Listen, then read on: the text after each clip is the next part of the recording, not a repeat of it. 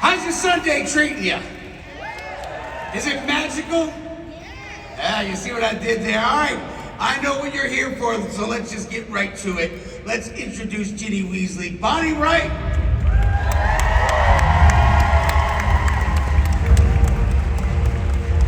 The Weasley twins, James Phelps. He's got no buttons. No buttons is James. No buttons, James. Oliver has buttons. Hello. Hi, everyone. How are we doing? Y'all enjoying New Orleans? Yes, going well, thank you. Hello, everybody. Hope you're having a good weekend. Okay, so first things first. Freddo is costing us about $16 a piece right now. Is that fair for a Freddo bar? Freddo chocolate.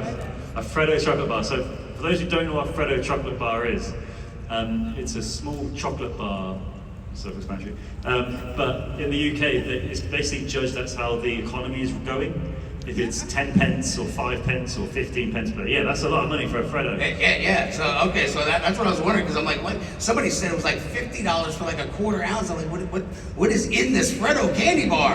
I'm like, this is some serious stuff. All right, so look, I want to talk about basically from day one to the 20th anniversary episode, your experiences really just from day one to the reunion special, Bonnie. Ooh, hard to sum up that many years into one answer, but I guess for me and probably all of us, like when we stepped onto those sets all those years ago, I was 9 years old and I had no idea what a film set was or anything. I didn't know what action meant, cut meant, didn't know where to stand, where to be. And from the growth of what I learned about filmmaking and working collaboratively as a team and about my character, it was just like massive growth and really set me up for everything I then went to do in my life. And I feel like even back, when we did the reunion, it was obviously such a reflective moment talking about all the memories. And when we come to events like this and all the experiences that we have, it still doesn't get normal. It's still so wild to me that generationally this has just kept going. You meet young kids, 5, 6, 7, who they are in it, like they were back, in the early 2000s. It's it just keeps going and the magic keeps going, and it's just really cool and weird and strange and fun, and we're all, it impacted all of your lives as much as it did ours, I think. James? Same, really. That's the same. Ditto. Yeah, so it like Bonnie was saying, similar for us, and I think a lot of especially the kids in the cast, it was our first ever experience of a movie being made. Right. And we just all assumed, at least we, Oliver and I definitely assumed that this is what every movie was like. And I remember the first premiere, Robbie Coltrane said to us, remember, this is like getting a Rolls Royce for your first car. So, working on a huge blockbuster as opposed to an indie film or something like that. Exactly, yeah. And but what was also great about working with all the older adult actors for the whole series was that they were all very giving with their time on and off set, and so you always could go and approach them if you wanted to ask a question about a certain method or a way that you would go about a scene. Right. But also, I definitely learned how to behave on set. So, as in, there's a reason why these guys have been working for so many years, right. Not just because they're good actors, but because they're always on time. They're always respectful of the crew. They know their lines. It's right. Part of the whole thing. Oliver, I know you don't have the exact same experience. You might be twins, but you don't have the same experience. Yeah, it was the same. No, I think as Bonnie said, when you first go on set, you don't necessarily know how it all works. I remember the first thing that blew my mind was that when they yell action, they've already done the clapperboard. Because whenever I watch TV shows and everything, it's action. And it was that. So that was the first thing that came into my mind. So just little subtle things. But yeah, and then over the years, you obviously learn how it moves and how it grows. And as James said, working on such a big production already, you see how many moving parts there are and how many people are specialists at what they do. But that's probably why the films are still so popular that they are now. All right, so this is for both of you guys. So the Weasley twins, are famous for all the pranks and stuff like that. You're talking about how to act on a set. So what was one of the favorite pranks y'all did, like on screen? But then, what was going on backstage, and were you still professional? Did you, or did you let it get the best of you? What? We, Well, it's still under investigation. How can you put this? I'm Depends gonna who put you a speak to. Yeah, who do you speak to? I think, first of all, the first rule with any prank, if you're going to do a prank, the rule is you have to be accepting of pranks being done on you. Right, reciprocation. This is Yeah. the universal Payback code, is right? a- Yeah. So we did a prank once on the hair and makeup intern. I can't remember how she pranked us. It wasn't worth it. It wasn't worth even remembering. It was that kind of thing. But anyway, halfway through production of I think it was the 5th or 6th movie, we were going on a hiatus for 3 weeks or something. So right before we went away, we were saying, so what's everybody doing in their break, like you're going on vacation or whatever? And she said how her and her friends are going to Cornwall in England. And so, okay. And then for some reason we remembered this fact. So then when the first day back, we wrote a script. We found out where she'd gone. And we're like, oh, so did you drive down or what? And she was like, yeah, I drove with some friends. So we had a car license plate. So we pretended that we were the parking official of this town, and that she hadn't paid her fine, and it's now, they only get in contact when it goes over £1,000. So she's Which gonna is have- probably more than her car was worth. Oh gosh, yeah, at the time. And you could just see her, and she's trying to like play it off, like be funny, and like, but we kept it going. No. And so much so that you could see eventually like start getting like, well, if you need to appeal, like you can email. And she was like, okay, yes, I think I'll apply. We're like, I don't think this is a laughing matter to you. Like this is a thing. Yeah, right. And we can see her on this phone call, like we're the other side of the glass kind of thing. And so she ended up saying, well, can I have the email address? So we were like, OLIVERPHELPS at wegotyou.com. And she was like, okay, OLI. Okay, do you want to read that back to me? Long story short, yes, if you're going to prank someone, do it right. Do it right. You went deep on that one. Good job. Yeah, sorry about that. No, I love it. That's great, man. You got to commit to the bit if you're going to do Exactly, it. yes. Right. All right, Bonnie. So you and Harry's, your everlasting love. How was it? Because that was a slow burn getting there. It wasn't just like fireworks to start, and then there was all these back and forth, then leading to the room of requirement, the first kiss, and all that. Talk about that journey from getting there to actually being that love interest, and then the wife and the mother, etc. So, I mean, it's a long one, but I mean. Yeah, they took their time, yes. I don't know, I guess for me, obviously the books were still coming out, right, when we were making the films, so I really didn't know that was the fate of Ginny's character, which I think is good, because then we were like present to the moment of like where our character was in that moment.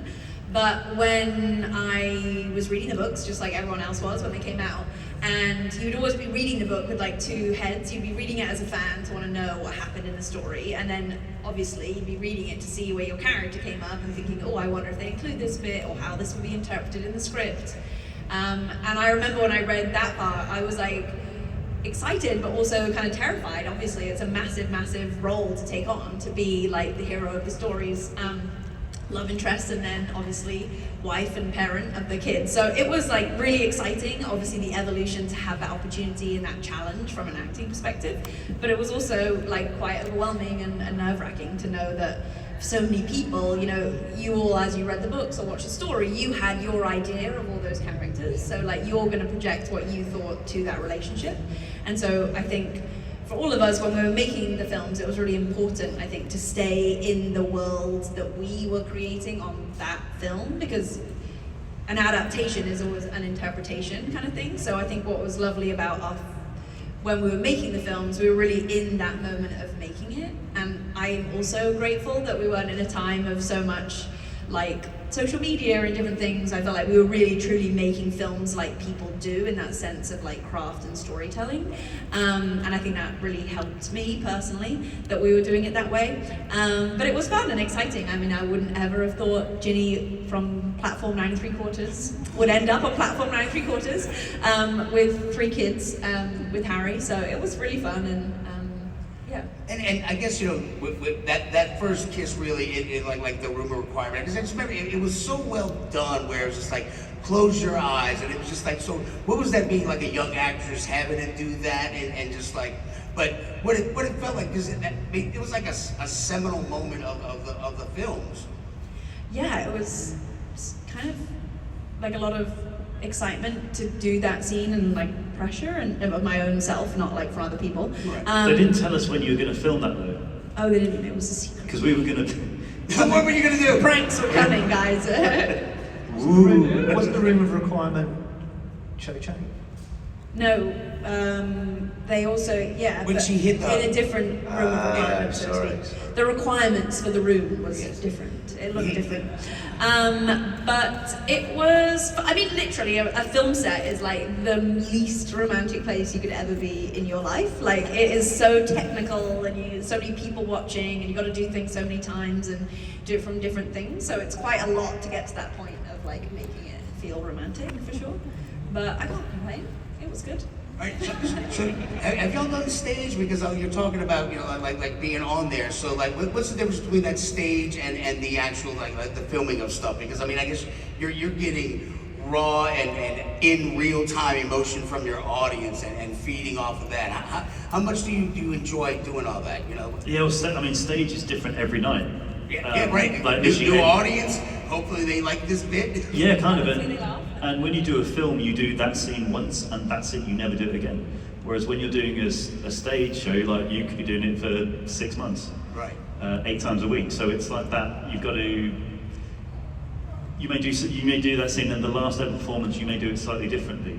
Right. And you'd be like, wow, that works as well. So it's all different. I did a stage show in London a few years ago, and it was based around a football team. And a lot of football fans were coming to watch this show. And so the audience was quite unique. You had like your typical theatre goers and football, soccer fans essentially. Yeah. And the opening scene starts with a guy like walking out to the audience and saying, "Good evening everybody, welcome to," explains. So the actor Michael walked to the front of the stage and he goes, "Good evening everybody."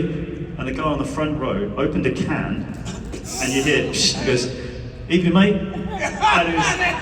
And it like, obviously that's something you don't even think of ever's going to happen. Right. But it changed the whole dynamic of it, and you think, oh, okay, this is a different way. Yeah. But what was cool then after that, more kind of word got around the football forums, and then you had guys and people would say after, I haven't been to the theatre since I was 6 years old, but I really enjoy this interaction now. So that's quite cool to be a part of. So that is awesome. whereas when you're doing a film, like Bonnie says, you've got 100 people the other side of the camera, all focusing on their one job that they've got to do that in that particular moment. So it's quite nice performing as well. What about you, Al?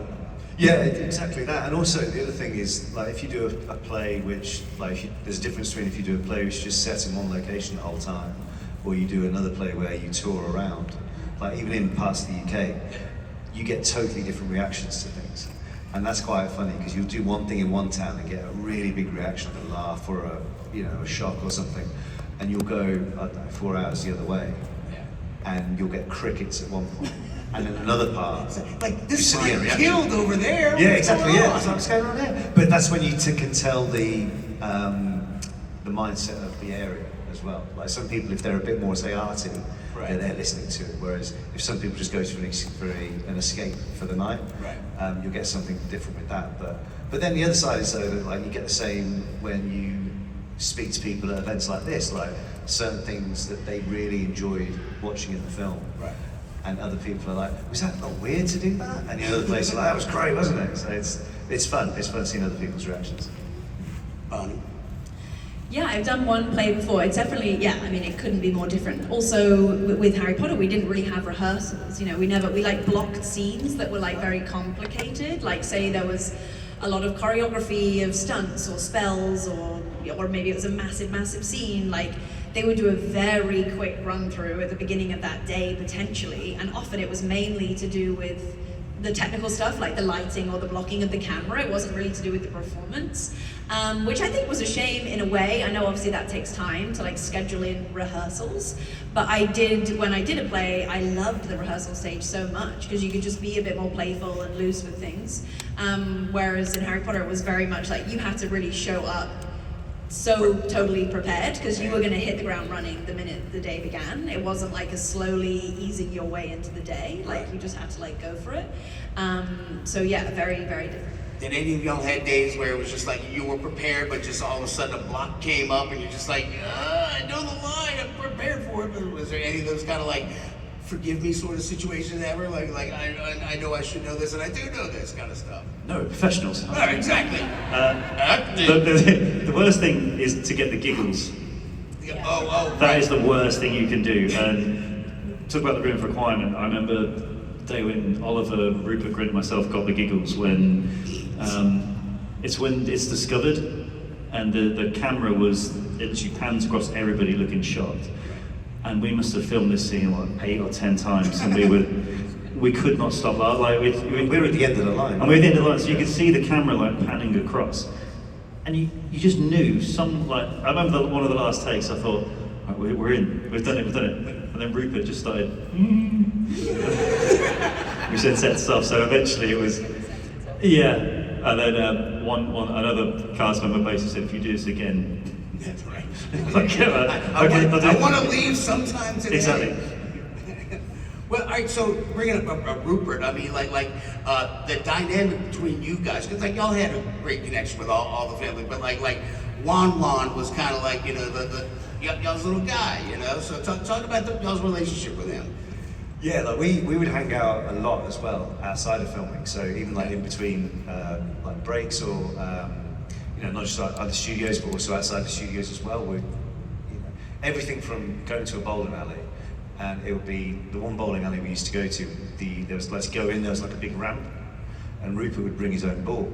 So you go through these glass doors, go up to the ramp to check in, and he'd put his ball down, and it would be fair game to just knock this ball, and he's got to like run to chase this thing because it goes through the glass window.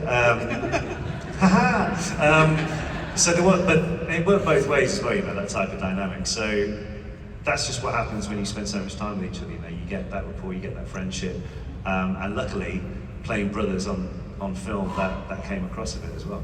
Absolutely. Ginny, you were talking. Judith, you were talking about just like some of the more impactful, like with blocking and stuff like that.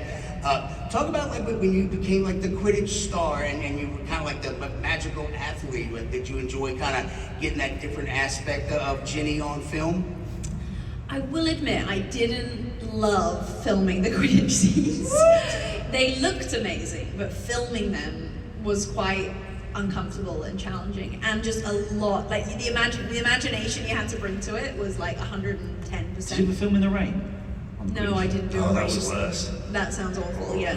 No, I just, like there's literally nothing, right? I mean, obviously, imagine how amazing a Quidditch, field would look with all these things and people cheering, but you're literally on a complete flat, green screen, and you're on a broomstick that's, attached to essentially, a crane, moving thing, and the seat you're sitting on is a bicycle seat, basically, and you're all strapped in, and you're spinning 360 around and jolting here, and then they're like, okay, look here, and you're like, there's just a lot going on, and you really have to bring the energy and imagination. So it was definitely hard, honestly. I mean, I love that side of her character, right, and it really makes sense for her. And I loved that in the end, she obviously goes and plays for the Holyhead Harpies, in her future, which I think was so cool. But the actual filming of it, I'm okay with not going back to film any Quidditch, personally. I would do anything else. I would run to a scene in the Burrows, my favorite set, our house, much more quickly than I would run to get back on the room. What about y'all? As we alluded to, the third, because each film, the technology would progress as well as to how you film the Quidditch match. And in the third movie, it's set in the rain when all the Dementors turn up.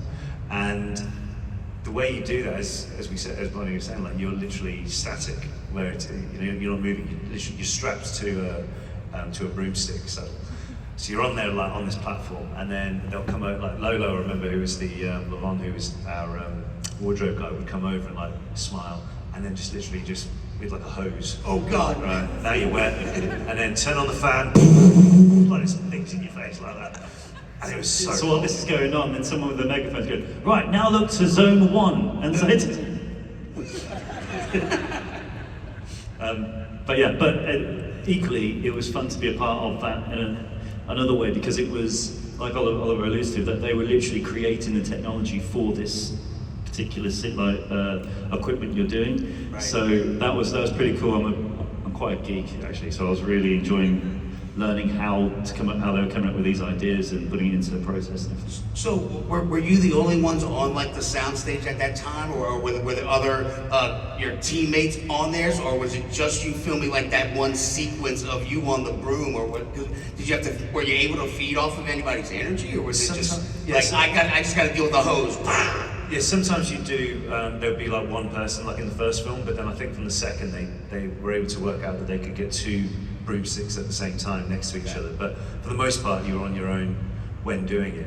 But it just shows how they map it all together, you know. And there was one bit that we filmed, which I was looking forward to, which didn't make the cut, when I'm trying to defend something, and then the player flies behind and launches the ball at the back of my head, and I go. And they took so many takes of that, and it didn't make the cut, which is a shame. They just kept hitting you in the head repeatedly. I was just like, oh, it's getting It's me, Yeah, right? Okay, we got to get into the feels real quick. Oliver, so like with Fred's death, I mean, like it killed all of us. Well, it killed someone else, really, didn't it? But, yeah. So, talk about that, because I mean, like the emotion that, because, good Lord, I mean, like we've been with you since day one, and here's one of the dynamic duo dead. Like, Sorry if there's a spoiler for you. Oh yeah, spoiler. I'm sorry. It's yeah, it's a thing. I get asked this quite a bit actually, and it's just something what happens in the films. It's in the books. Right. So luckily there was a bit of notice. You know, I mean, I thought it was bad reading the books and George lost his ear, Yeah, and then I right. kept reading and thought, oh my gosh, that could be worse, couldn't it? He's holy. He's yeah. holy. That's a bad joke. Same. But yeah, so the thing before that is that I remember speaking with Julie Walters, and that was what was so great about not just Julie, but so many of the adult cast, the older cast, is that they were so approachable, and to ask them for advice or why would you do this, how would you do that. And I remember speaking to Julie, and she gave me some great advice about it, and like when to prepare and when to feel like that. So you basically felt like that and got yourself into that zone before leaving the trailer, and then getting on the set. And then just before we started rolling, one of the makeup girls came over with a eucalyptus spray and just blew it in my eyes. So that's where the tears come from. Okay. So it just adds on to the rest of it. But yeah, we only did that about 3 times that take, and then left him asleep on the floor and went to lunch. So you didn't have I that? literally fell asleep. Did you really? Yeah. Did they give you a pillow at least? No, I was in character, I was method. So, well, I mean, so you didn't have to go dredge up any like old bad memories or anything like that. Just up with a. Pretty much, yeah. Oh yeah, That's you did sweet. it. Yeah. You got to like, yeah, you wouldn't want to do it every day. But it's quite a morbid conversation. Let's change it. I know, right. Let's get to a happy question.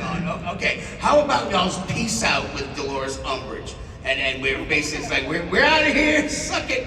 Yeah, exactly. That was literally it. Yeah. It was. So we were again, and this is where you learn different techniques, different things, how to bring yourself into a mindset. And music is an amazing thing for that. So for like the weeks leading up to it, like we're quite metalheads anyway, and quite counterculture. So it was just listening to stuff like Rage Against the Machine and things like that, which is literally like up yours, you know. And that was literally the last thing I listened to in my trailer before I came out. And then Walk into the bounce broom, down, jump on the Give me the broomstick. fire, let's go. And then we'd seen all that, but they'd already filmed the owl scene a week before, so they showed us on the screen like this is what you're going to be doing, and there's a CAD version of it. And then it went down really well. It was just one of those things. I speak to so many people afterwards, and I'm kind of guilty of falling into this camp as well. Is that I would love for that to have happened when I'm taking my exams at school. What is going on? Especially the horrible head teacher. But yeah, it was great to be able to do and be able to see, and it was just a great, really memorable scene for so many people.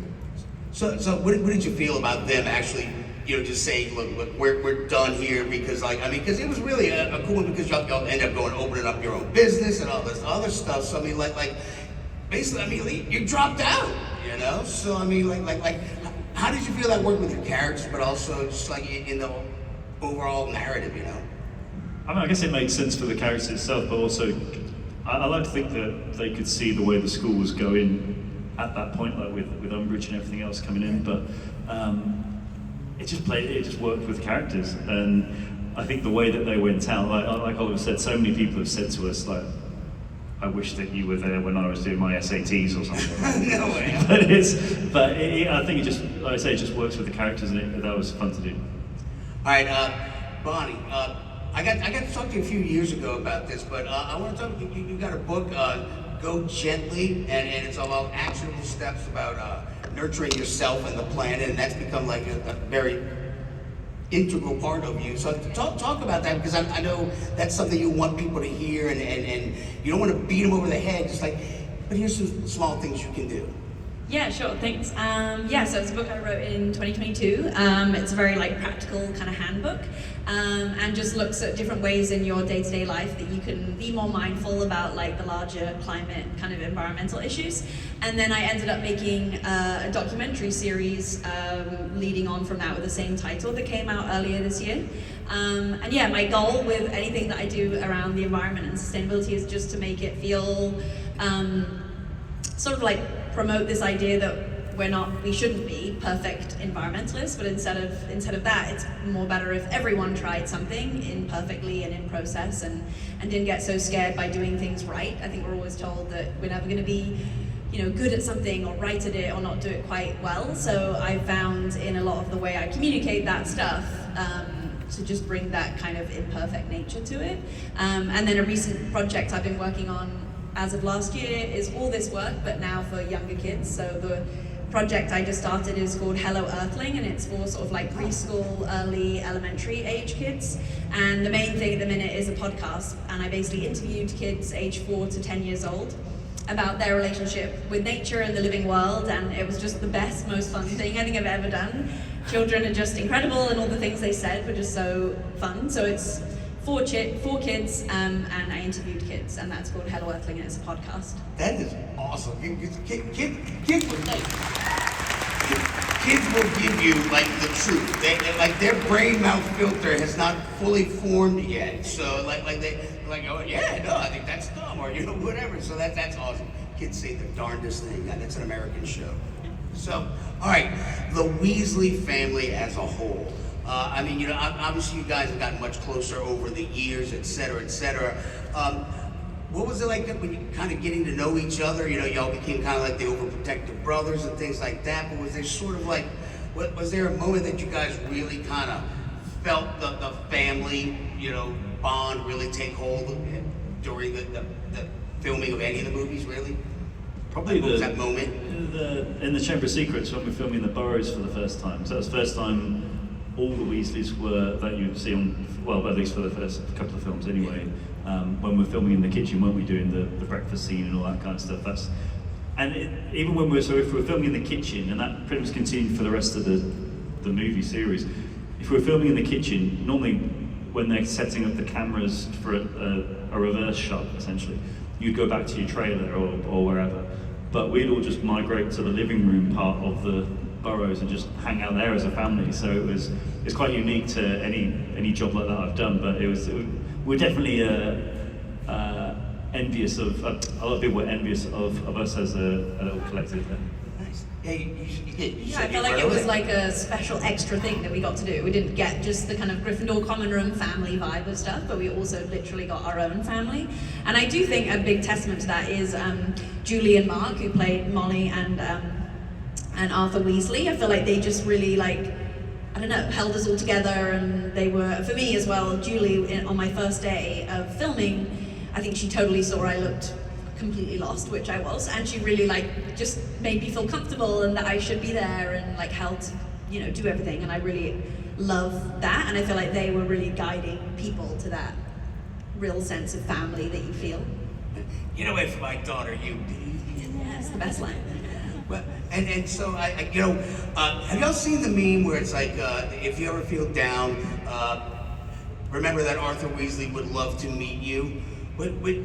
Like, 'cause as a Muggle, so like, if y'all personally met Arthur Weasley, what do you think Arthur would want to know about you? It's like, you do what? Would you write on paper or? Yeah, you put bread in a toaster kind of thing? Or, Can you imagine trying to explain Lego? yeah. Oh Why my do you God. think you could just magic Yeah, it together? yeah. Why do you bother building it? Yeah. Any kid's toy. Lego minifigs? It's like is it? That's. Y'all think? That's the best. That's one of the best things about being in the whole series. Was I've got my own little Shut mini up. figure. Yeah. Oh, y'all got it at home. Yeah. I So- was too keen, was it? Yeah, I do. Yeah. Do they differentiate you two? The one of the ears have a hole in it or something? No, but George's smile is a bit teethier on the Lego pieces. I've noticed that. Fred's got more of a smirk. George's got a. Yeah. You modelled for that, didn't I you? modelled for that, yeah, it's like that the whole time. But yeah, we actually did a thing with Lego earlier, like last year, which was if I'd have told myself at 8 or 9 years old or whatever, right, you're gonna just have to play with Lego for an hour on camera. It's unreal. So we just had a good laugh like doing that. And the good thing about Lego is that they want you to be kids when doing it. It doesn't matter how old you are. Right. And that's the really cool thing about having your own little Lego man as well. All right, so basically, like we've already kind of sort of talked about it, but like things that people have come up to you and asked you or told you like how the impact you've had, and now the generations. I mean, is there a common theme you sort of see from them that like people kind of like think of you in one certain way, or there's somebody come in and see the different side of your character that you might not have seen yourself when they come up to talk to you? Yeah, definitely. I think the one thing I love about it is that it doesn't matter wherever I've been all over the planet. I'm very lucky to do that. It has brought people together and pushed people apart. And some people would only have that in common, but to begin with, and then they form friendship circles, or they form acquaintances through it. And just being able to be a part of that is really cool. And then you hear like people then read into other interviews that we do about not talking about Potter but other things. Yeah. And then they learn about that, and then that shows an interest in there. Or like we did, James and I presented 2 seasons of Harry Potter Wizards of Baking, which is on HBO Max right now. Get that in there. But even that, like people are watching the show because they liked Harry Potter, but they're now watching it with their mum or their dad or whoever, family member, or their kids are watching it. Somebody because told they me. like that. Somebody told us yesterday that he enjoyed watching it with his other half, and he said, "Yeah, now I'm watching things like Glass Blowing Challenge and like gets you into those kind of genre of shows." That was cool to hear. But I think also what we've learned is that there is not one set Harry Potter fan. Like you can't just say that. Oh, that's obviously a That's a Potter fan. Potterhead. No. Yeah, exactly. They're literally all shapes and sizes all over the planet. So that's. I don't think there's many genres of thing which have that. So that's pretty cool. Well, like last year, after actually one of the fan expo over in Orlando, we went to watch the Orlando Magic play, and the Magic were telling us, Wagner, we've got 2 brothers who play, and one of them's a massive Harry Potter fan. When I say hello, I mean his Instagram handle was Weasley, wasn't it? Nice. And so it just goes from like professional athlete to whoever. Like there's no right or wrong shape or size for a Potter fan. All right, so you brought it up, Wizards of Baking, and it was funny. I was watching a video of you guys beforehand, like what is this utensil? What is it that brought you up to the baking thing too? Because like maybe you're just like Grandma used to tell us to get out of here, you know. But talk about like what got you really into the baking thing, man. Well, we were approached to host it and everything. Probably about six months before production started. Really? Okay. And when the initial email came through that it was from the Food Network wanting to do it and everything, and literally baking shows are the only shows that my wife and I sit down and watch together. That or Lego Masters, that's it, pretty much. That's a good one. So as soon as she hears, like, I told my wife, and she was like, "Can I just sit behind the computer on the Zoom call just to listen?" And like from like the first request, so it was like, "So guys, we'd like for you to do it, so we'll just talk you through what it is." And she's like, "Do it." So that was cool that we were, and watching those shows, I always thought, well, how do they shoot this? Like, you never see the crew on these programs. No, right. But there were literally 12 cameras on stage at one go, and not one of them ever crashed into each other. And there's a crane cam coming over, and when we were speaking to the producers and the showrunners and everything, they were like, so we've basically got some of the best chefs and bakers on the planet here. They're going to be competing, talking us through it. And it's only when you really, and they give us this big dossier on all their background, like where they trained, what they do, their family, everything. So they've all got amazing stories behind them. And a few of them are self-taught. So if there's any aspiring bakers there, like just keep on, if it's your passion, like keep on, because I've literally seen these guys who have really gone on to do great things. But yeah, so when we were filming it, to actually see these guys doing what they do, and they're very excited about it. That was really cool, and especially also like Bonnie came and joined us for a couple of episodes, and so that was fun as well. You wouldn't consider baking to be a stressful thing. Like most people bake to calm down, but it's not like, what do you mean there's a clock? Yeah, but the only trouble is though, the good thing is that all these guys who are doing the show, they know exactly the timings, because that's the most important thing. And one of the things I was talking about with, because you need to break the ice when you're getting to know the bakers as well. So you talk to them about stuff that we baked or when we've tried it. And I always remember one Christmas saying to my mother and father-in-law were coming over. So it's like, yeah, don't worry, I'll do a creme brulee for everyone. It's like, oh, that'd be cool, right? And I read the ingredients, instructions, so I started making it. I thought, right, I've got an hour until they're here, perfect, finished in time. It's like, leave overnight to set. So again, it's just little stuff like that, like it's all about the timings to get it right. We didn't have creme brulee though. No. We had biscuits. Yeah, we just got Pillsbury just out of the box. It's like 1 egg, a quarter cup of oil, and then boom, yay, we're done here. It was a pretty bland one. Yeah. All right, so we're kind of running out of time here, but I want to give all you guys a chance to kind of talk about, you talked about your podcast and stuff like that, but what's on the horizon for Bonnie?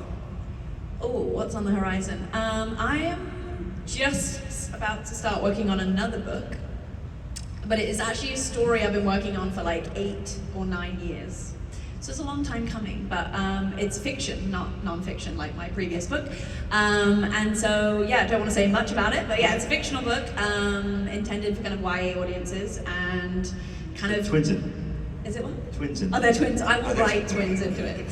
And it's, yeah, basically brings in all the same themes I'm interested in about our planet and kind of how we relate to it, but in a kind of more sci-fi dystopian way. Nice. James? So yeah, we've just... Does Oliver keep stealing your parts, or what? Sorry? Does Oliver keep stealing your parts? He tries. Entertaining.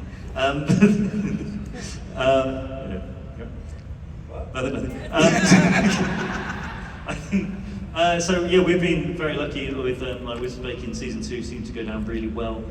So we'll see what comes if there's a season 3 or not. I'm not sure. Not do Is It Cake? Is It Cake is another great thing. Something like anything. Yeah, but Is It Cake? Being able to do because we've always wanted to host stuff, so we've been fortunate to do quite a couple of shows now of hosting. So we'd love to go carry on down that route as well. But you guys got a good dynamic though, so I mean, that's well, something... we kind of decided that when we came to do this was that if you're hosting a show like Wizard Bake, for example, it's not about the host, it's about the competitor. So you're just the bridge between the audience and that. And once we said that, it made it very easy for the directors. It's very easy to, because you're not trying to stand in the way of the camera. Right. Which apparently does happen on some shows. So don't forget, I'm in the show. I'm in here. Put me in. So that was that. So hopefully we can do something else like that. But yeah, we've got quite a busy year coming up, but that's exciting. But I'm so happy to be back in New Orleans actually, because I was here many years ago. My wife and I've told some people this already this weekend. My wife and I drove the Panhandle about 15 years ago. Nice. Had a great time in all the southern states, really, like Alabama, Mississippi, Louisiana. Gulf Coast. Great food, and more. The main thing I remember is the southern hospitality is a real thing. Yeah. And so I'm very thankful to be back here, and thank you for everybody for coming. Have you had king cake yet? I had king cake. Yeah. Good food. Yeah. I've actually booked. I've actually booked on somewhere. I can't remember where, but a cooking lesson tomorrow. Really? So I love going, if it's somewhere new cuisine, I'm like, right, I want to know exactly how it works. Whether I'm going to make it when I'm going to get home, we'll see. Yeah. But yeah, just so I can understand how it's made and that, so that's my day tomorrow. Leading into that, so that's quite cool. As Jake said, we've got some other stuff coming up later in the year, which is cool. But I've actually, and I don't know how I got roped into it, I'm actually on Friday at my daughter's school helping teach the older kids how to talk in front of an audience. Ah, public speaking. Yeah. 101. So yeah. this is really good. So I'm like, right, I'm getting a bit of a thing in it. So that's going to be the hardest audience to talk to is a load of kids who look at me as some dad in the game. My daughter's already said, you can't sit next to me at lunch. Don't be near me, Dad. Oh, please. No, don't you dare. I can't introduce her as, you know the girl? You know. So yes, I'm doing that. So actually, could you guys help me with something? Yeah. If I do a video, could you just say, listen to Mr. Phelps? Oh yeah, that was down right. All right. Tell you what. Mr. Phelps, you're not a teacher, you can't. All right, let me listen to justify it. this. Yeah, I'm Ollie. Yeah. Oliver Phelps. He's Ollie, he's cool with the kids. Yeah, I'm isn't going he? to be down with the children. Right. Okay. What about That's it. Do Mr. you Oliver? want to record it? Okay. What am I doing? Okay. Okay, so Okay, Mr. Phelps. imagine I've just said something hilarious, okay? These guys. But yeah, so yeah, if you could tell everyone now just to behave, that would be brilliant. So listen up.